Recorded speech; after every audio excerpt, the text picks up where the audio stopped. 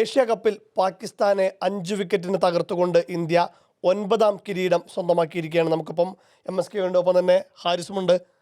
വളരെ സന്തോഷത്തോടെയാണ് നമ്മൾ ഇരിക്കുന്നത്. മികച്ചൊരു വിജയത്തോടു കൂടി തന്നെ പാകിസ്ഥാനെ തുടർച്ചയായ 3ാമത്തെ വീക്കിലും തോൽപ്പിച്ചുകൊണ്ട് ഇന്ത്യ 9ാമത്തെ കിരീടം ചൂടിയിരിക്കുന്നു. എങ്ങനെയായിരുന്നു മത്സരം? തീർച്ചയായിട്ടും ഈ കിരീടം ചൂടിയതിൽ നമുക്ക് എല്ലാവർക്കും സന്തോഷമുണ്ട്. ഇന്ത്യ ഈ പാകിസ്ഥാനെ തകർത്തുകൊണ്ട് ഇന്ത്യ കിരീടം ചൂടിയിരിക്കുകയാണ്.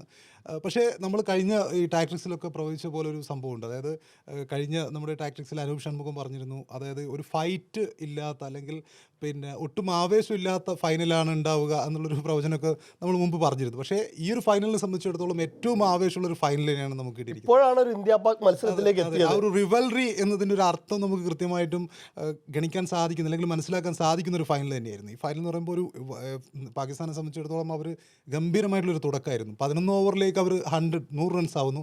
പക്ഷേ പിന്നീടുള്ള 9 ഓവറിൽ അവർ തകർന്നടിയുന്ന ഒരു കാഴ്ചയാണ് നമ്മൾ കണ്ടത്. ഇന്ത്യയെ സംബന്ധിച്ചിടത്തോളം ഇന്ത്യ തകർച്ചയോട് കൂടിയാണ് തുടങ്ങുന്നത്.